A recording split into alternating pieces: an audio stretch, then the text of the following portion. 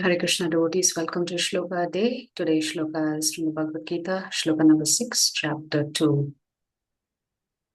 Na chaitad vidmah kataram no gariyah. Na chaitadviddatmah kadaron gariyah. Na chaitad vidmah kataram no gariyah. Na chaitadvidmah kadaron gariyah. Kataram no gariyah. Kataranno gariyah. Yadva jayema yadivano jayeyuho. Yadva jayema yadivano jayeyuhu. Yaneva hatva na jijivishamaha. Yaneva hatva na jijivishamaha. Devastithah pramukhe dhartarashtra. Devastithah pramukhe dhartarashtraha. Na chaitad vidmah kataranno gariyah. Na chaitvidmah katarono gariyah. Kataran, not kataron. Kataranno gariyah. Na chaitvidmah Na kataranno. chaitad vidmah. Na chaitadvidmah kataranno gariyah. Yadva jayema yadivano jayeyuho. Yadva jayema yadivano jayeyuhu. Yaneva hatva na jijivishamaha. Yaneva hatva na jijivishamaha. Devastithah pramukhe dhartarashtra. Devastita pramukhe dhartarashtraha. Na chaitad vidmah kataranno gariyah. Na chaitadvidmah kataranno gariyah. Yadva jayema yadivano jayeyuho.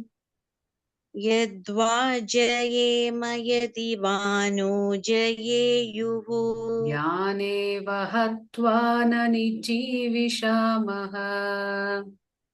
Yaneva hatva na jijivishamaha. Devastithah pramukhe dhartarashtra. Devastitha pramukhe dhartarashtraha. Once more. Na chaitad vidmah kataranno gariyah.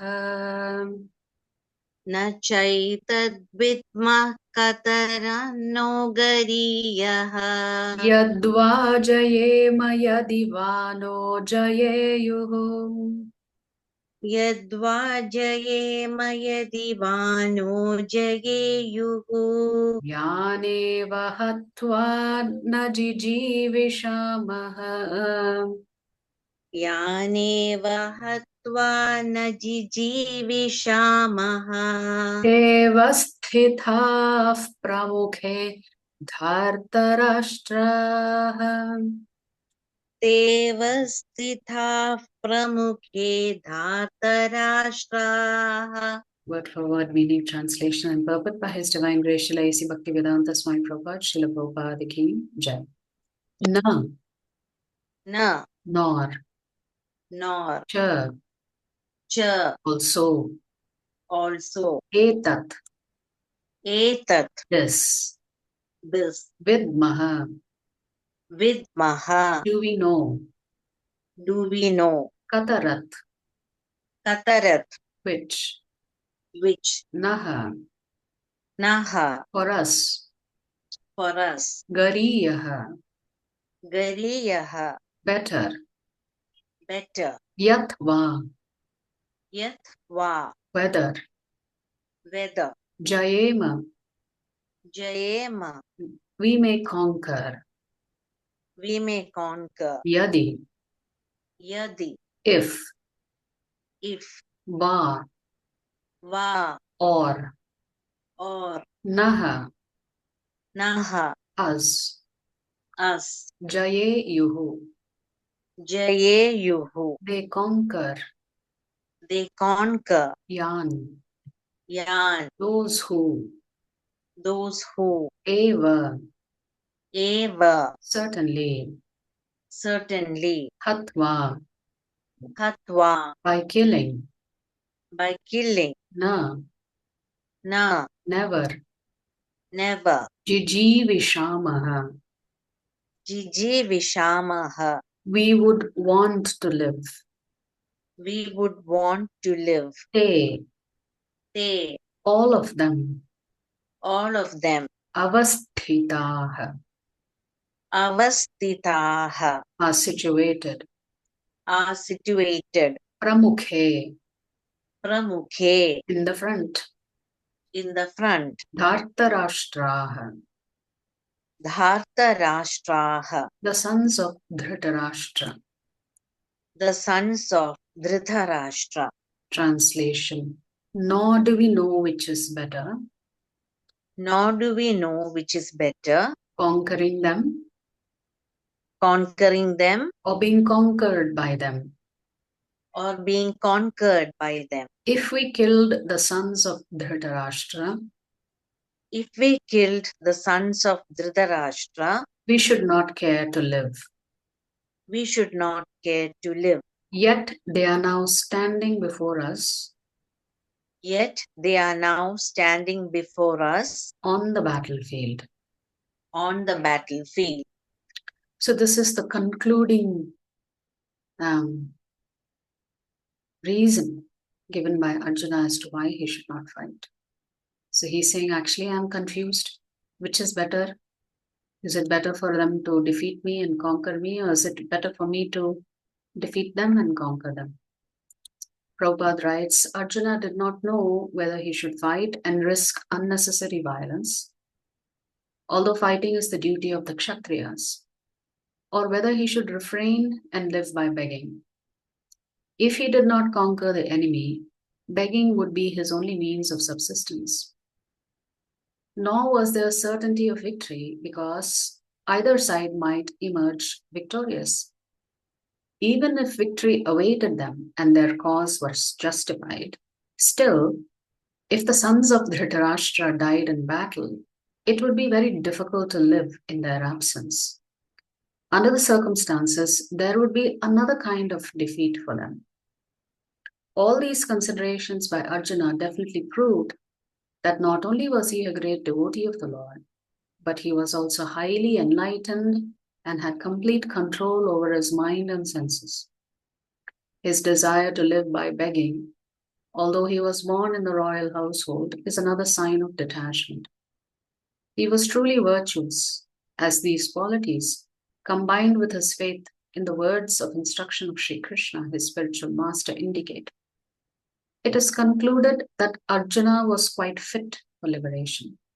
Unless the senses are controlled, there is no chance of elevation to the platform of knowledge. And without knowledge and devotion, there is no chance of liberation. Arjuna was competent in all these attributes over and above his enormous attributes in his material relationships. So here, Prabhupada is concluding, actually, Arjuna is already a very great devotee of the Lord. Just cannot bring himself to commit to so much violence. The fact that he was so detached even from his royal throne suggested that he's a great devotee of the Lord. He was ready to give it up to live by begging. Of course, this didn't set well with Krishna. We know that. So let's look at the commentary of Chaitanya Charan Prabhu. The dilemma that is facing Arjuna. Arjuna's heart-wrenching dilemma. At the Bhagavad Gita's start, Arjuna faces a paralyzing dilemma. To better sense his agony, consider some parallels. Suppose something terrible happens to us. Say we lose a loved one. We might feel overwhelmed. But at least the event has already happened. All we can do is accept it and move on. Suppose we do something terrible. Say we are a medical caregiver who feels partly responsible for a patient's death.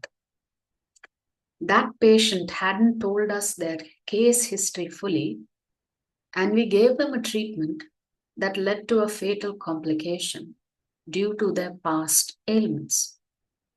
Because our action contributed, even if unintentionally, to their death, we might feel especially overwhelmed.